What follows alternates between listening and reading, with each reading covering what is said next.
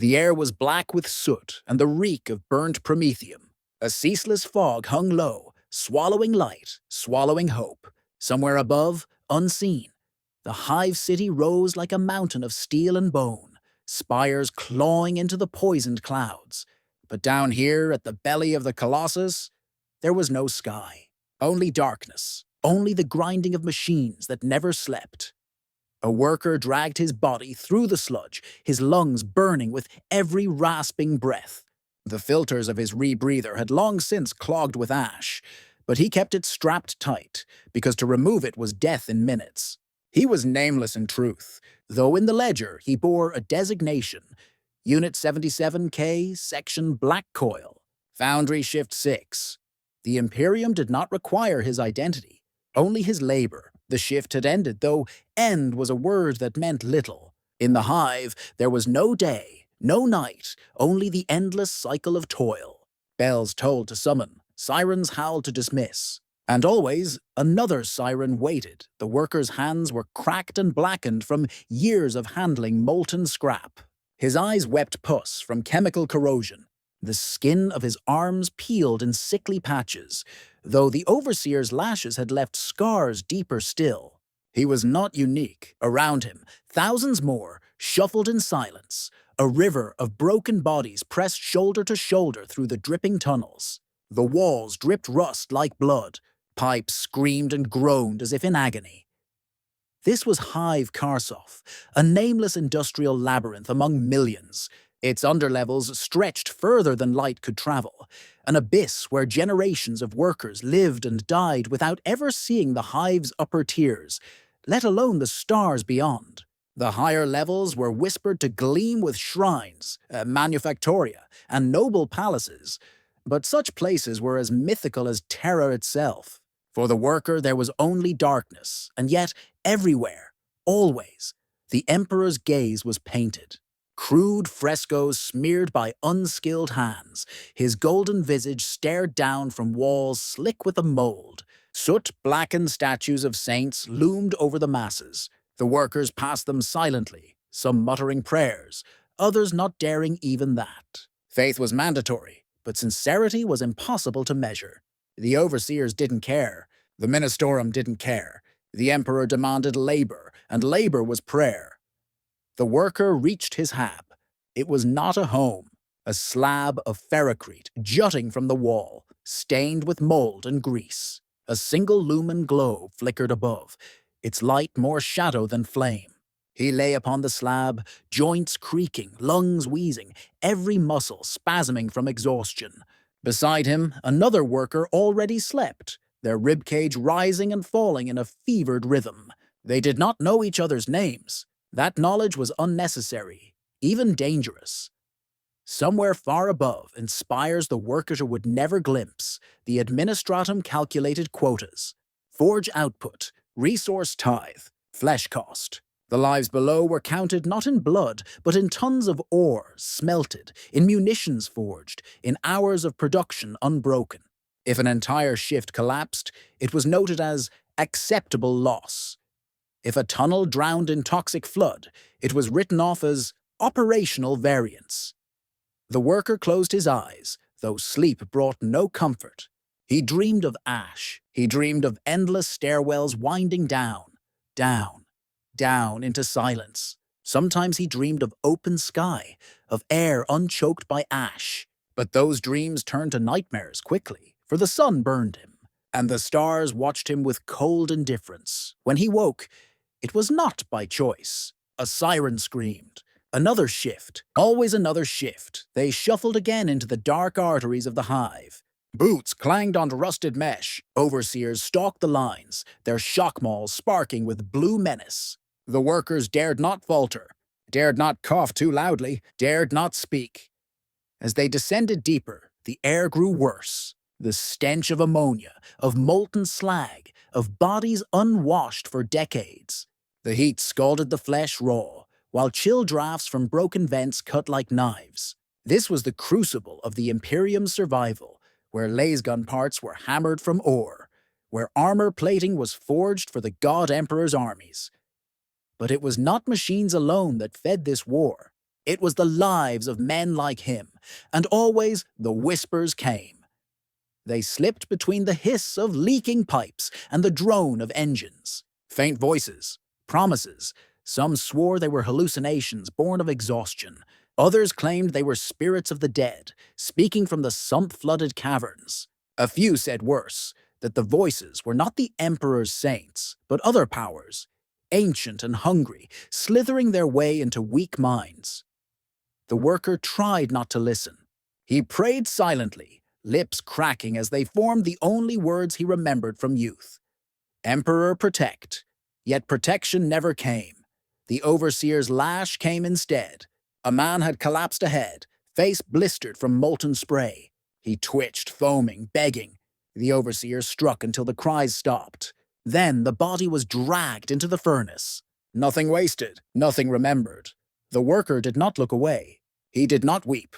There was no room left in him for such things. Still, the whispers pressed closer.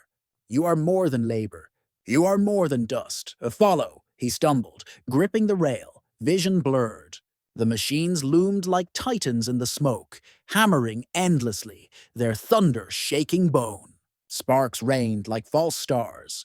The air trembled with unseen hymns, half prayer, half madness, and in the shadows between the furnaces, something moved, something that should not be.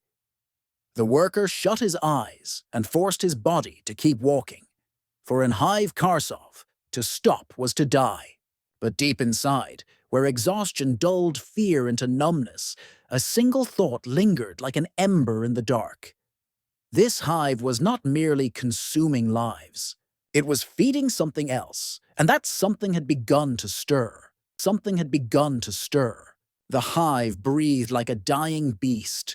Its furnaces exhaled smoke.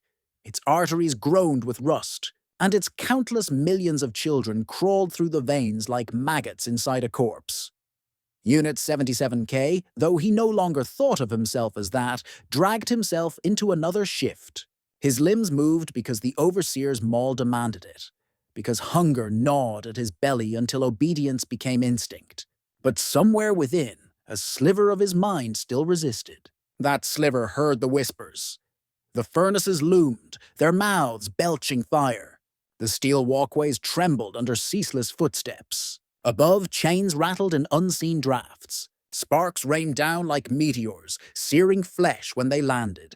The overseers shouted liturgies of production, half prayer, half threat. Work is faith. Faith is work. Every strike for the Emperor. Every failure for the pyre. The workers echoed nothing. Their lips remained shut, cracked, bleeding. Voices had long since been scoured away by soot and silence. But there were other voices now. They seeped through the roar of the forge, quieter than breath, yet clearer than thought. Your chains are not iron. They are lies. Break them. The Emperor does not watch. The Emperor does not care. But we do. At first, the worker tried to deny them. He filled his head with the clatter of hammers, with the scream of saws. But the voices knew his hunger. They knew his pain. They knew the secret, festering anger that all in the hive carried but never spoke aloud. Sight. Everywhere, endless darkness punctured by furnace light. Towers of slag, ceilings lost in shadow, corpses nailed to walls as warnings, their flesh sloughing from bone, their eyes gouged by rats. Sound. Marching boots on catwalks, overseers chanting in monotone, the clang of steel striking steel. But beneath it, the whispers, always closer, always clearer, like a choir of unseen mouths. Smell. Ash thick as wool, sweat like vinegar, the tang of molten iron, and rot, sweet, cloying rot, too strong to be rats alone. Something else festered here, something buried, touch, chains biting into wrists, heat blistering skin, the burn of sparks kissing flesh, and beneath the grime, beneath the scars, an itch, as though something beneath his skin stirred, reaching, waiting. He dared not speak, but others did. In the corners of the hab block, groups huddled, whispering words that were not prayers to the Emperor. They spoke of liberation. They spoke of fire that burned without pain, of voices that promised freedom not through labor, but through surrender. Some carved symbols into the rust, shapes that hurt to look upon, sigils that seemed to writhe if stared at too long. The overseers saw. The overseers punished, but the whispers did not stop. For every head crushed, another bent lower to listen. On the 6th day of the cycle, the worker found himself summoned to the sump levels. It was punishment detail, clearing clogs from the waste chutes. Few returned whole. The sump was worse than the forges. Here, rivers of filth gurgled through shattered conduits. The air reeked of oil, blood, and decay. Blind creatures with too many limbs scrabbled in the sludge. He worked with others, shovels clanging, boots sinking into waste. They did not speak, none ever spoke. Until one did. A gaunt woman beside him leaned close, her face a map of burns, her eyes fever-bright. "You hear them, don't you?" she whispered. The worker froze. "They call to us. They've always called. The Emperor abandoned us to die in the dark, but the true gods, oh, they listen. They wait. Soon, the Hive will belong to them. To us." Her lips curled into a cracked smile. Beneath her nails, he saw scabs of dried blood, as though she had clawed herself raw. Before he could answer, the overseer's shadow fell across them. The shock maul rose, cracked once, and the woman's skull split open like rotted fruit. Her body collapsed into the sump, filth swallowing her. The worker kept his eyes down, shovel striking metal. But inside, something had already changed. That night, as he lay on his slab, he dreamed again. He stood at the heart of the Hive, beneath spires that bled rust, while a figure cloaked in shadow beckoned him forward. Its voice was the same whisper that haunted his waking hours. "The Hive devours you. But you could devour the Hive. Take what is yours. Take what is owed." He woke with blood in his mouth, though he had not bitten his tongue. His hands trembled. On his palms, scratched unconsciously in his sleep, was a symbol, a crooked, spiraling shape. It hurt to look upon. He scrubbed it against the wall until the skin tore, but the image lingered in his mind. The days blurred. Quotas rose. Overseers grew harsher. Men collapsed, dragged away, forgotten. Yet beneath it all, the Hive seemed to pulse louder. Pipes moaned like voices. Steam hissed like breath. The walls themselves sweated, black ichor. The worker began to see things. In the corner of his vision, shapes moved. Figures that were not men, not rats, not anything he knew. When he turned, they were gone, but their shadows remained, clinging to the walls. On the 12th day, everything broke. An explosion tore through Foundry Sector 9. Some said it was sabotage. Others claimed it was accident. The truth mattered little. The ceiling collapsed, burying hundreds in molten slag. The overseers bellowed, dragging survivors into ranks, forcing them to shovel corpses from the ash. The worker's shovel struck not bone, but steel. He unearthed a relic, an icon of the Emperor, its golden paint tarnished, its eyes gouged. For a heartbeat, he thought to lift it, to pray. But in the molten reflection, he saw not the Emperor. He saw the shadowed figure from his dreams. It smiled, and then the whispers screamed, "Rise!" Workers turned on overseers. Shovels became weapons. Sparks rained as chains snapped, as mauls fell. Screams drowned beneath the roar of rebellion. The worker found himself in the tide of violence, his shovel breaking bone, his lungs howling rage. He did not choose it. It chose him. For the first time, he felt alive. Above, alarms blared. Sirens wailed across the Hive. The Arbites would come. The Guard would come. Purge fire would follow. But the voices promised otherwise. "Do not fear them. We are with you. We are already here." And deep below, in the drowned catacombs of Hive Karsoff, something vast began to stir. The rebellion was not the end. It was the beginning. It was the beginning. The Hive howled. Sirens shrieked, vox horns blared, and the arteries of Hive Karsoff filled with fire. The Arbits had come in their black carapace, shields raised, mauls crackling. Behind them, the Hive militia marched in ragged lines, laser guns ready. Above, loudspeakers thundered scripture, drowning screams with doctrine. Rebellion is heresy. Work is prayer. Faith is loyalty. Obey, or be cleansed, but the voices whispered louder. Unit 77K was gone now. The man who had once borne that designation no longer existed. What stood in his place was something else, something that had clawed its way out of despair and into wrath. His hands dripped blood, his eyes glowed with fevered light. Around him, thousands followed. Not out of hope, not even out of belief, but because they had nothing left to lose. The rebellion had begun with shovels and chains. Now it burned with stolen laser guns, scavenged grenades, blades carved from pipe and bone. Workers swarmed the catwalks like ants, overwhelming enforcers with sheer numbers, dragging them down, tearing them apart. But with each kill, with each scream, the whispers grew clearer. You are not dust. You are fire. You are the blade that cuts the lie. The worker's shovel split a helmet, spraying crimson across rusted steel. He felt no guilt, no fear, only a rush, a surge of warmth that filled the void inside him. It was not victory, it was hunger, and the Hive itself seemed to feed it. Pipes burst with black ichor, walls cracked oozing foul slime. Icons of the Emperor wept blood that steamed in the heat. The ground shook, not from battle, but from something deeper, something waking. Still, the Imperium struck back. The Arbits unleashed suppression rounds, choking gas filling the tunnels. Workers clawed at their throats, eyes bleeding, collapsing in heaps. Flamers roared, turning flesh to ash. The militia advanced in lockstep, their chants monotone, their faith unbroken. Yet even as they killed thousands, more rose. From the sump, from the habs, from forgotten warrens where the Emperor's light had never shone, they came. The rebellion spread like rot.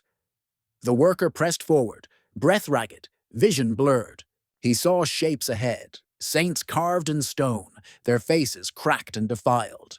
Beneath them, a shrine collapsed into ruin, its altar split by quake.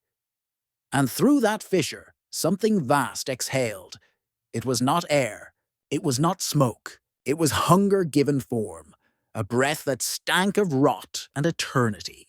The fissure widened, bricks tumbling, and from the abyss, he glimpsed it. A shadow with too many limbs, too many eyes, too much of everything. A godling, half-born, slithering upward to taste its children. His knees buckled, his mind screamed, his soul quivered on the edge of breaking. But the voices steadied him. Do not fear. You are ours, and we are yours. Through you we rise. He opened his mouth to scream. But what came out was not his voice. It was theirs. A chant tore itself from his throat, a guttural hymn that echoed through the catacombs. The workers around him joined, their cries melding into one vast chorus of rebellion and devotion. The Hive trembled. Above, Arbites halted, their formation breaking as the sound rolled through stone like thunder. Some dropped their weapons. Others fired blindly. But it did not matter. The sound had already spread. Every corner of Hive Karsoff heard it. From the highest manufactoria to the lowest sump, the hymn of something not human, not imperial, yet irresistible. The Arbites fought on. The guard descended in armored columns, their tanks crushing the weak, their guns blazing. Basilisks shelled the lower levels, entire districts collapsing into ash and ruin. Yet the Hive did not fall silent. It screamed. For every worker who burned, another rose with fire in their eyes. For every corpse, another chant. For every purge, another spark. The worker led them, though he no longer remembered his name, no longer remembered his shift, his hab, his slab. He remembered only hunger. He remembered only chains breaking. He remembered the shadow in the fissure, smiling with too many mouths. And then came the end. The guard unleashed the purge. Exterminatus had not been declared. Hive Karsoff still produced munitions too vital to waste. But sections of the hive were sealed, their air cut off, their reactors detonated. Millions suffocated in the dark, millions more drowned in molten floods as furnaces burst. Whole levels were scoured with promethium until nothing remained but cinders and ash. The rebellion died screaming, yet in death it did not end. For beneath the ruins, the fissure remained. Beneath the ashes, the shadow lingered, and the whispers did not cease. They spread, carried by survivors, by refugees, by infected dreams. They crept into nearby hives, into manufactoria, into the hearts of those too broken to resist. The Arbits burned thousands, the Inquisition purged tens of thousands more. But the infection was not of flesh, it was of soul. And the worker, what became of him? Some say he was torn apart by Arbites, his body fed to the furnace. Others claim he became something more, a vessel of the shadow, his flesh warped into a prophet of ruin. A few whisper he still wanders the sump, a half-man, half-thing, whispering promises to those who will listen. It matters little, for his legacy is written not in stone, but in rot. The Imperium records Hive Karsov's uprising as a minor industrial disturbance, a footnote in the endless ledgers of production. Quotas recovered within 2 standard months, losses acceptable, faith restored.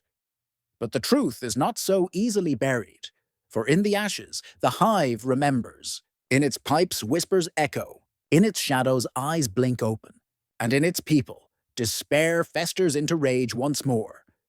The cycle begins again. The Emperor does not answer. The Saints do not intervene. The Arbites will kill, the Guard will purge, the Inquisition will burn. And yet the hive still hungers, still breathes, still feeds something vast and waiting. And somewhere, deep beneath ferrocrete and ash, a crack widens, the shadow stirs, and the whispers continue. For in the grim darkness of the far future, even hope is just another lie whispered in the dark. Another lie whispered in the dark.